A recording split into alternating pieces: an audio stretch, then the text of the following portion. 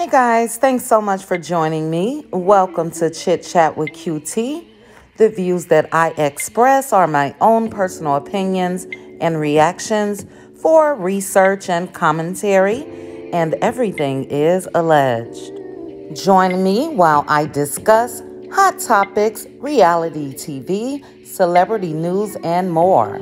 Please make sure to like the video, hit that notification bell, and subscribe.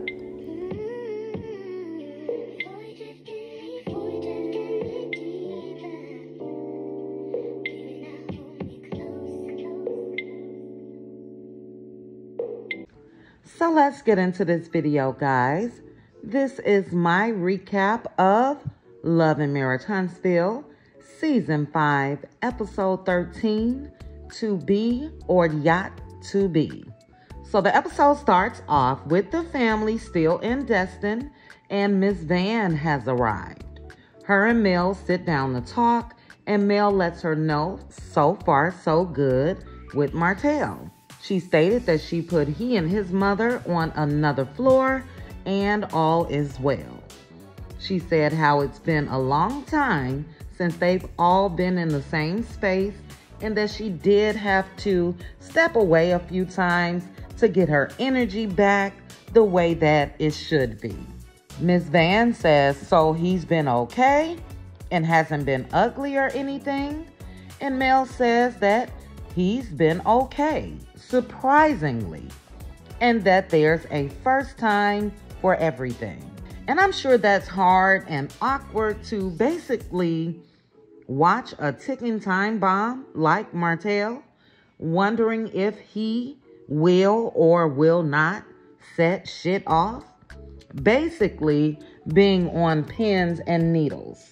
But like Mel said, there's a first time for everything, and so far, so good. So anyway, we then get to Martell and Mama Holt, and he asks her how things are going. And Mama Holt was so happy, and she said just being there has been some of the best days of her life. She and Martell both didn't think that this would happen again. And Mama Holt said that when they were going through their issues leading up to the divorce, that's why she kept to herself. And she stated how she was just heartbroken. And then Martell asked his mom, well, why were you heartbroken? And I thought to myself, this man is so out of touch with reality. He doesn't realize still that his selfish actions affected everyone involved, including the mother-in-laws, Miss Van, Mama Holt, the kids, Mel, everybody. Your mom basically lost a daughter, Martell, because like she said, that was her family. Her son married his wife, and they had these kids, and as the mother and grandmother, that was her offspring, her family. And she lost that because you couldn't keep your penis in your pants. And they then showed a flashback of when Martell told Mama Holt that the other chick, the side chick, Coleslaw, was pregnant. And they showed how Mama Holt cried in that scene. Now, I do remember her and Martell sitting down before, but I did not remember them showing her actually crying like that. So you guys let me know if you remember that. I do know it looks like that was the same scene where she said that, you know, basically I'll have to accept the child as my grandchild, but I just didn't remember the crying. But what I did notice during that flashback was how Martell didn't even hug or console his mother in that moment. He just sat there looking stupid. And this lady is fighting back tears, covering her eyes, rubbing her forehead, thinking of everything that's to come. The divorce, the splitting up, the kids being one place and all of that. You could tell all of that was going through her mind, and Martell just sat his ass there. So yeah, she was very overwhelmed, but in this scene, she was just grateful to be once again spending time with the whole family. We then go back to Mel and Miss Van, and Miss Van says she can imagine something being a trigger, and Mel then tells her about Martell inviting Marceau and Tisha over and how that was indeed a trigger and typical Martell. But she stated she was nice and basically just sucked things up. Ms. Van asked her how her and Tisha was, and Mel said she was not looking for it to be anything. She was cordial and will keep it moving. Ms. Van then tells Mel that she's definitely making the right decision. And judging from the preview of next week's episode, Mel definitely did. So we see Tisha going off about Mel, and I'll definitely talk about that at a later time. But yeah, we know that Mel made the right decision with Tisha's sneaky ass. But anyway, back to Mama Holt and Martell. She's telling him how excited little Martell, Tank, was that everyone was getting along. Martell says that that's what he wants, but he's also concerned of how things will be when he and Mel starts dating other people. And Mr. Martell, your ass been dating other people damn near during the whole span of your marriage. So I wouldn't be too concerned with the dating aspect now that you guys are divorced, but that's just me. And I'm sure that may be a thing for some people to vacation with the new spouses and exes, but yeah, I don't think that will ever work with Martell's controlling, egotistical ass. I just don't see it. Mama Ho tells him, you know what, you gotta do things for your children, because they are the ones that's important and they are the ones that will be there. And then they all leave out to go to their yacht ride. And Mel lets it be known they've never been on a boat that big before. And she said, this is living. Martell tells her this is nice. And she asks him if this was his first time on a yacht. And he says yes. And Mel says, aw, welcome. And Martell says, girl, be quiet. I could have been on a yacht, but I haven't yet.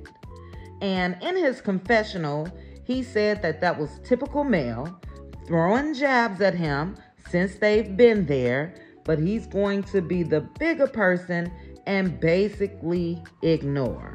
Then they go back to the captain of the yacht, letting Mel know that there's a storm approaching and how they cannot leave the dock just yet. And Mel in her confessional talks about how the kids have been looking forward to this. They've been talking about it all week and that she didn't want to disappoint them.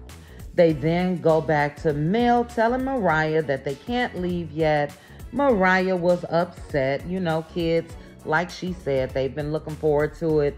You can tell that she was sad that they couldn't leave at that moment.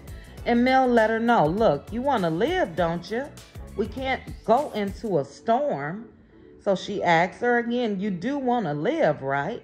And Mariah says yes. And Mel said, okay, well, let's go do some karaoke. So they then cut to all of them down. We see Sugar Mama with a little mic and she's ready to sing. And then Mel says to Martell, can we play my songs? And y'all know I love me some Mel. But come on, sis. You know how Martell acted a plumb fool in Vegas about your song. And I get it. I love the songs. I really do. And I do understand that was Mel's healing. Everyone has a right to talk about, sing about whatever they went through. One of my favorite artists, Mary J. Blige, she built her whole career on that. But in this moment, for Mel to ask Martell if they can play her songs, I think that was indeed taking a jab at Martell. And he did look pissed.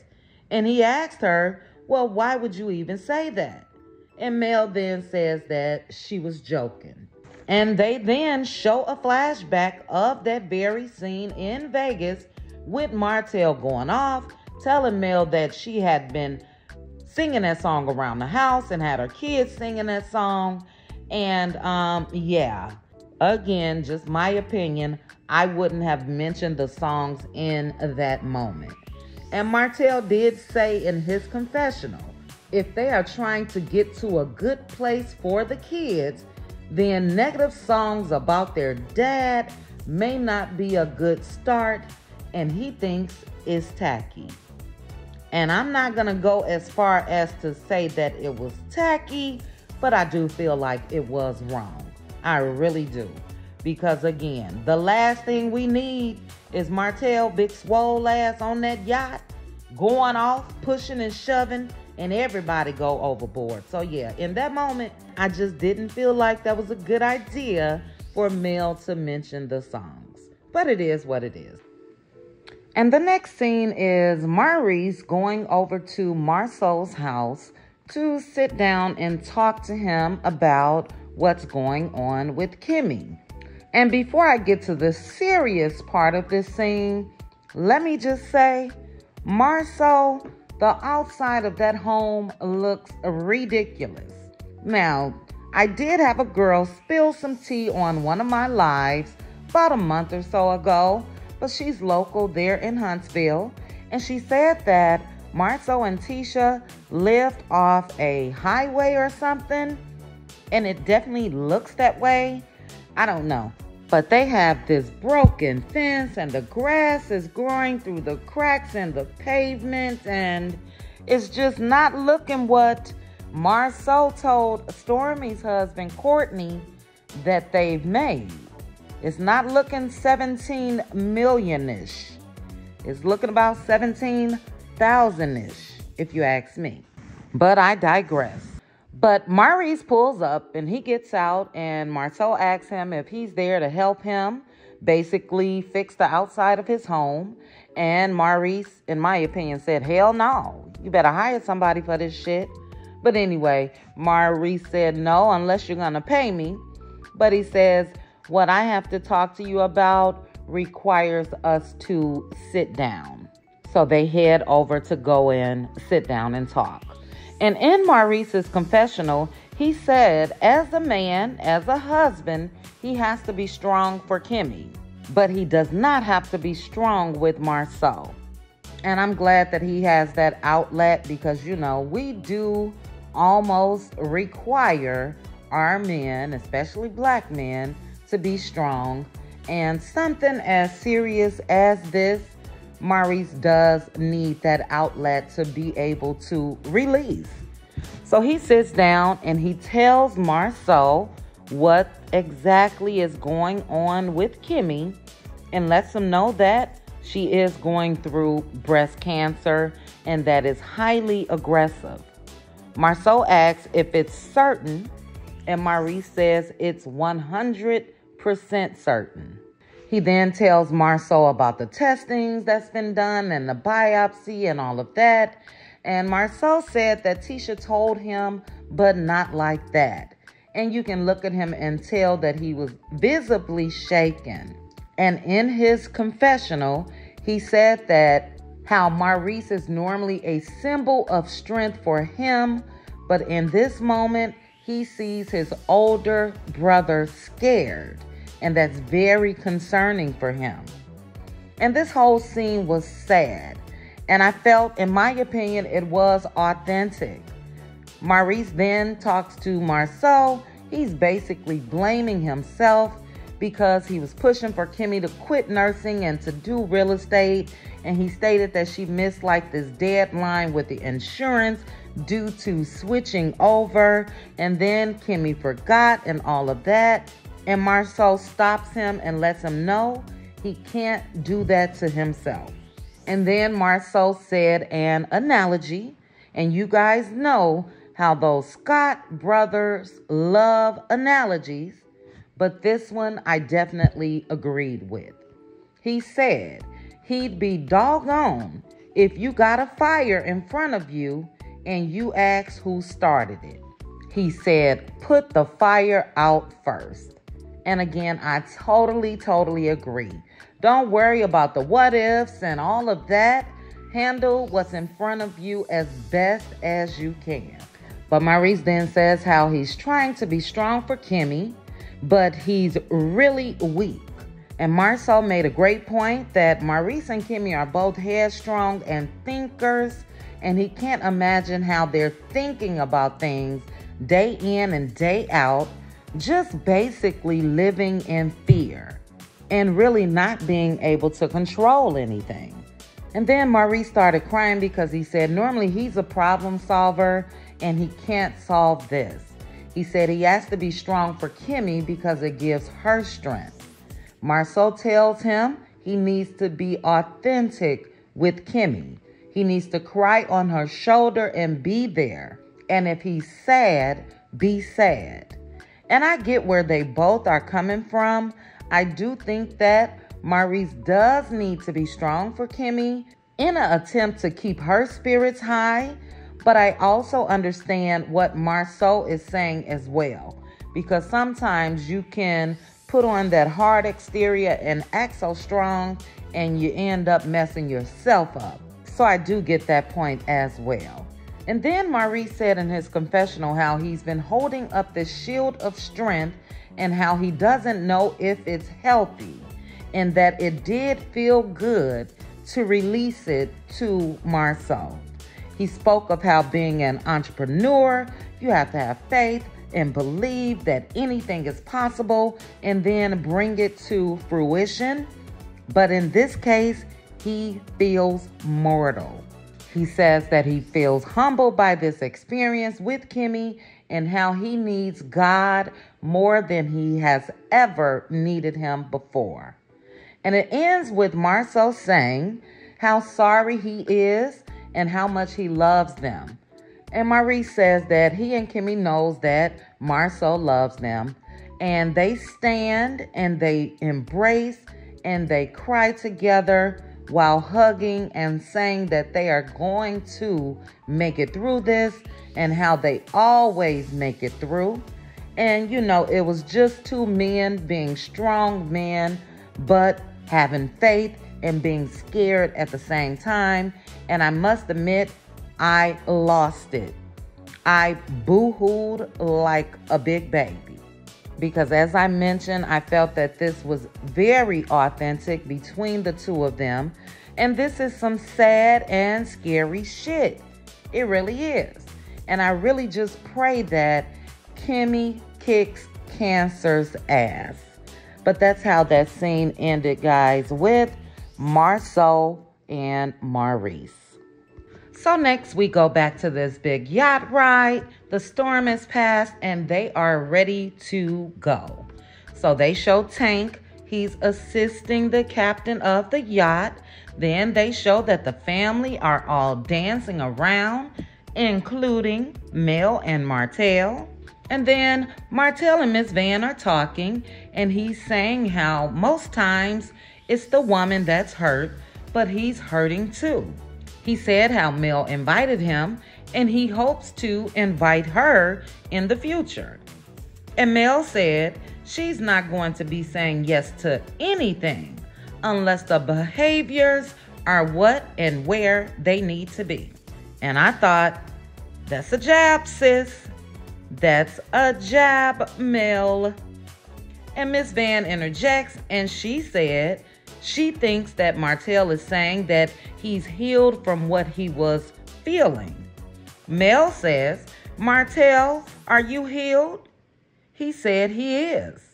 She said, you're 100% healed from your divorce?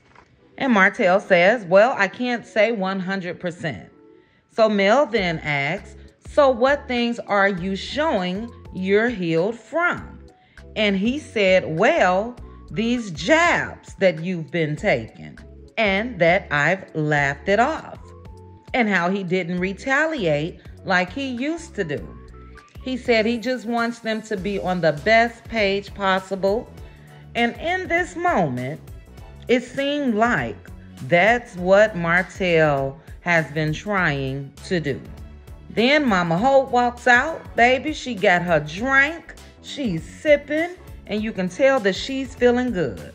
And Mel tells Mama Holt how Martell was just saying how he's healed. And he said, just like you mentioned in there about your song, that was a jizzab, meaning a jab.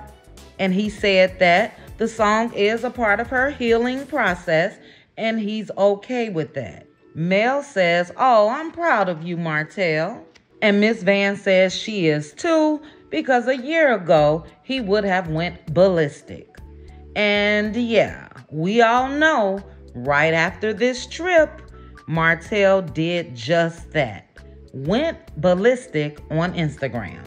But Mama Holt said, just be happy. Basically saying, just let me sip in peace, please, and let it do what it do. Mel then asked Mama Holt that if when she grew up, did they used to talk about things as a family or just brush over it? Mama Holt talked about how she worked 2 jobs, how she worked her ass off, and how the kids had to basically do what was expected of them. And if not, they got their ass beat. And she said, you know, as a mother, she just did what she knew how to do. And that was very interesting to me because we know that Martell has always said that he's the disciplinarian and how his kids will do what he says. And it looks like that's learned behavior from how he was raised. And if we're being honest, a lot of parents back in the day believed in disciplining or whooping their kids. So yeah, I think that was basically passed down to Martell from Mama Holt.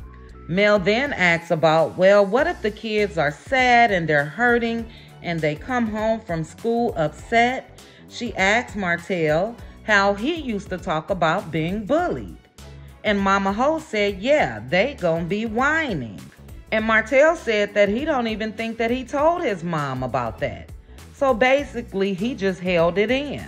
And Mel said, well, talking about it, especially when you're younger, is not considered whining. And Mama Holt said, yes, it is. Mel then said in her confessional that Mama Holt's response about communication and how she was raising her kids and what she does in her house explains a lot about how Martell is really not able to communicate effectively as an adult. And then Mel then tells Martell and the rest that in order to change the trajectory of things, you have to truly heal to move forward. Marlene said, well, thank goodness it's the both of you, because imagine being a single woman raising 2 children. And she said she would have given anything to have her kids' daddy around. And Mel said, but your grandmother helped a lot too, didn't she? Talking to Martell. And Martell says yes. And then Mama Holt said that her mom was there, but she didn't just throw her kids off on her. Ms. Van interjects again and said that the fact of the matter is that there's nothing like family, and family should come before anything, whether it be biological or by marriage or by children together, and that Mel and Martell have to love and respect each other. Nothing comes before that. And then Martell agrees with Miss Van, and he says that hopefully it stays like that. Mel then says, as long as you don't start no shit with me, it can stay like this. She then got up and said, woo, let me go check on these kids. And you can tell that Martell got a little upset about that, but in my opinion, he played it off and he said, I got to overlook everything Melody is saying. Everything. And I'm not sure if anything was edited out of this scene, but I must admit, my girl Mel seemed to be on one on that yacht. She seemed to me like something had been said or done that we didn't see, because from what I can tell and how this looks, she was throwing jabs at old Marty Marr. I'm just being honest. But like I mentioned earlier, we know that shortly after this trip, shit hit the fan. So my question is, was Martell bottling up everything on this trip while they were there? And did he go home and explode like we saw? Or, as I just mentioned, was there some things that were edited out? Because a lot of us was under the impression that Martell tried to get with Mel on this trip. And so far, we haven't seen that. And finally, we get to this sit-down dinner. So Martell planned a dinner for the family, and he requested a separate table for he and Mel so they can have a heart-to-heart talk about the past and the future of where they are headed. And when Mel found that out, she was not happy at all. And in her confessional, you can tell she wasn't feeling it as well. She said that she was hungry, but now she's not, because it went from having dinner with the whole family to her now having dinner with her ex-husband. So she lost her damn appetite. Martell in his confessional says he's been pondering things and he wanted to have a sit down with Mel and that he hopes she'll be open to it. Mel said she hopes this is not another attempt for them to reconcile. And I don't blame her on this. This is a little too intimate of a setting. You had Martell pulling her chair out and all of that. But anyway, he said he just wanted to have a little dialogue. And Mel says, well, this vacation is the time to do that. And he said, yes, this is the perfect time to do it. Mel then asks what he wants to talk about since he's gotten this table away from everybody else. And Martell said, well, over the years, he's talked about what she wasn't doing in the marriage and how she rejected him and how he was childish and all of that. And Mel said, is this about head? Because I'm tired of talking about head. And Martell said, no, this is not about head. And Martell, from what we've seen and what we've heard you say out of your own mouth, you definitely lost it all over head. You lost it of how coleslaw was basically sucking your brain out of the head on your shoulders while giving you head. But anyway, I know that's a little bit graphic, but it is what it is. That was that man's main complaint, how Mel wasn't satisfying him in that area. So Mel's question was a legitimate question, if you ask me. But he says no, he just wanted to know what he did before it got to cheating and how her rejecting him was for a reason. Mel then says, did I ever give you head? And Martell says, of course. Mel said, oh, okay. And Martell then asks if they can move past that. Mel says, oh, so you don't want to know. Gotcha. Then Mel in her confessional says she doesn't see why Martell feels this is a good idea to hash things out. She's at peace. And if he feels like it's some things that he needs to get off of his chest, he needs to call Dr. Francis. But don't do it on her vacation. So we go back to Martell saying he's just trying to move forward and to not have any negativity. He asks Mel how the trip went for her overall. And Mel chuckles and then she says, well, the trip has been fine, but she wasn't expecting him to invite Marceau and Tisha. Martell looks stunned. He says he didn't see why it was a big deal. He said that they were basically next door and they had a good time. Mel said she was having a good time before they got there and when they left, and it had nothing to do with them. Martell then says, hush, Mel. And Mel said, nope. She says she's never going to be trusting of people or even be friends with people who try to team up at war against her, and that they will always be her enemies. Martell plays dumb and asks, "Who tried to team up against you?" And Mel said, "Well, you were the ringleader, so why don't you tell me?" Martell says, "Huh?" And Mel said again, "You were the ringleader, so why don't you tell me?" He says, "What the hell are you talking about? This is like a dream. A ringleader of what?" Mel's looking at him like, "Man, please." Mel says, "No, team up against Mel. That was you." And dude looked confused as hell. Number one, because Mel was not protecting and sugarcoating his bullshit like she used to in the past. Mel said, "No, you ran around to everyone that will listen, mutual friends and all." He then interrupts Mel, tells her to be quiet. She tells him to own it. He tells her to stop being negative. Martell, her truth, the truth, because we've seen you do it, is not negativity. You did exactly that. You damn near tried to turn everyone against Mel. And Mel said in her confessional that he was gaslighting and that talking about the past is a trigger to her and will bring out the other Mel. And I totally agree. Because what we not gonna do and what we not gonna act like is that Martell don't know how he got there.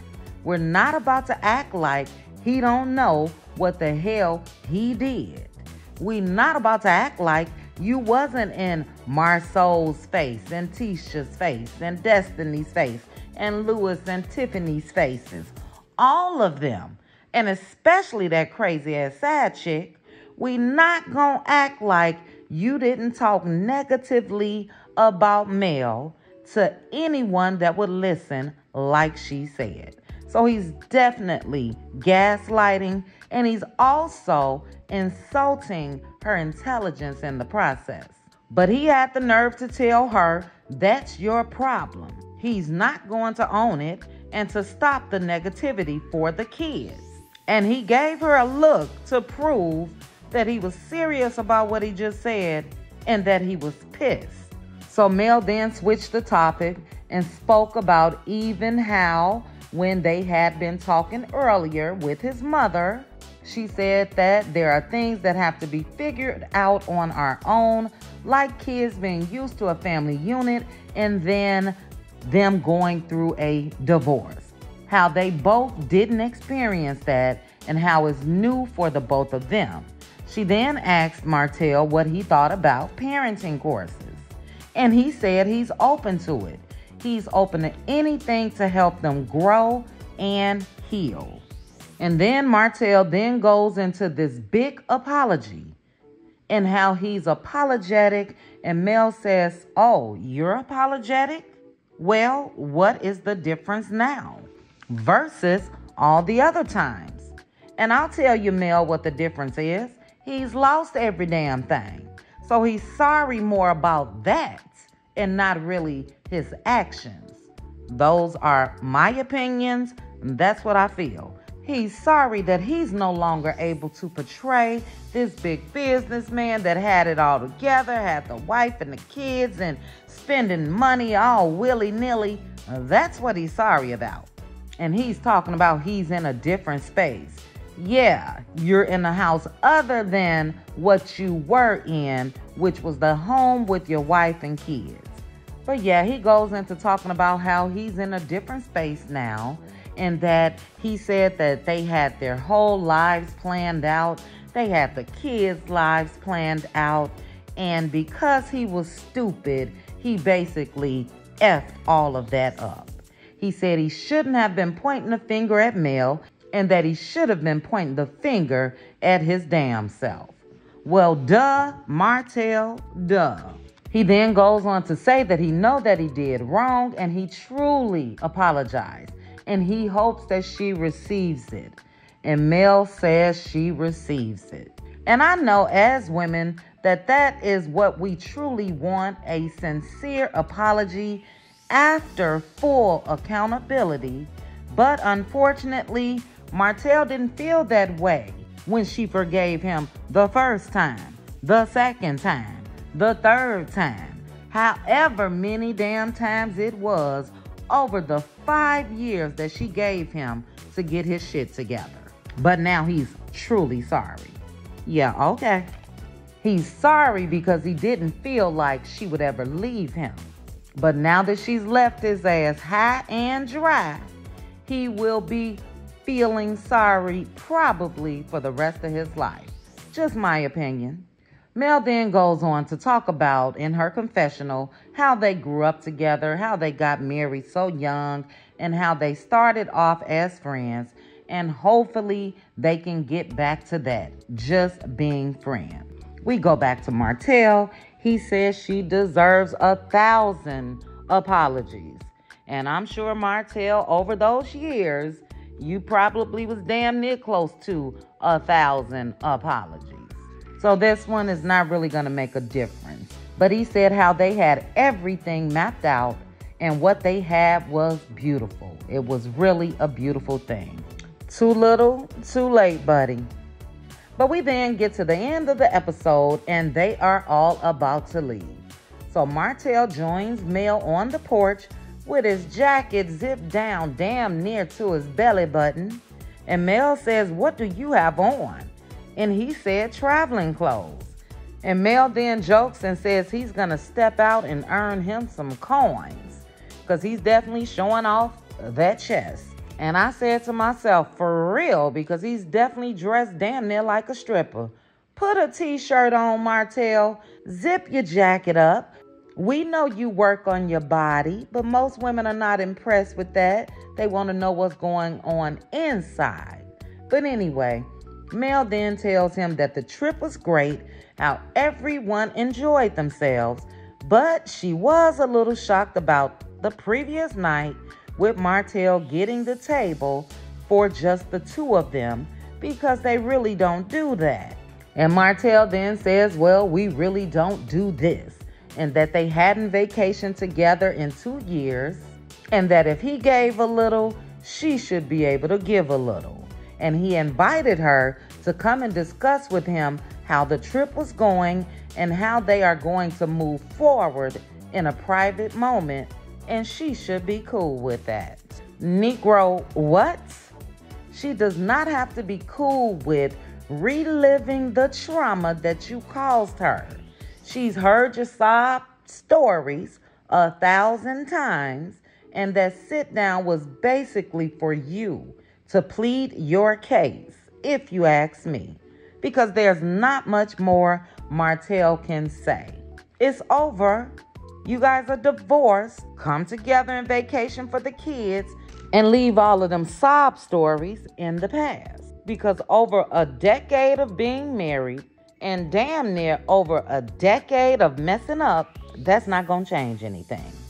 But Mel tells him for them to move forward, basically leave the past there and the woulda, shoulda, and couldas, and that they should stay away from that because it doesn't matter. And I totally agree. Martell says cool to Mel.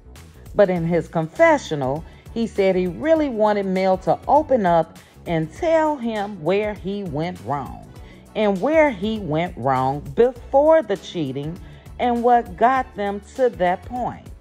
He says that if he ever gets married again, he would want to know what he did wrong. So you want Mel to fix you for the next woman?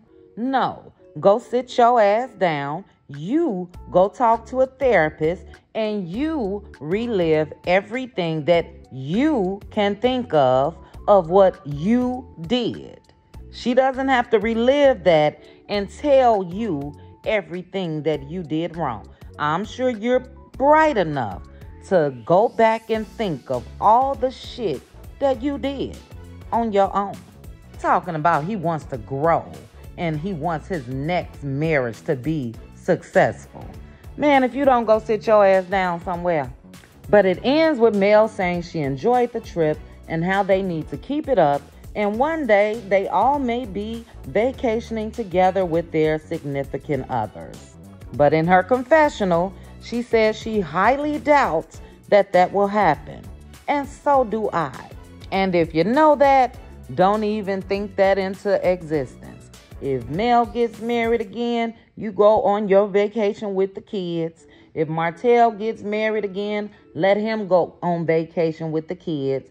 But as far as all that intermingling, I don't think that'll ever be a good idea with Martell. Because Mel new man can be fine and could have a better body than Martell, and he's gonna lose it. But we go back to Martell. He then thanks Mel for allowing the kids to go with him to Essence Fest on her week. And she said as long as he respects her and her boundaries, then that will never be a problem. He stated the same, that they both need to respect each other, respect their boundaries, not throw jabs at each other because she did that this whole trip. But he ended it off by saying that he's not going to lie. He really enjoyed the trip and he thanked Mel for inviting he and Mama Holt, and they all depart. And yes, guys, that was the episode. It was a pretty long recap, but I want to know from you guys what happened. Because for those of us that watch the show as well as watch their online activity, we know that semi-peaceful ending didn't last at all. Not long after Martell returned home from Essence Fest, he set shit off.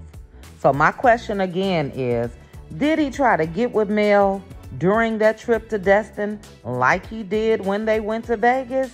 Or did he not? Because we didn't see that.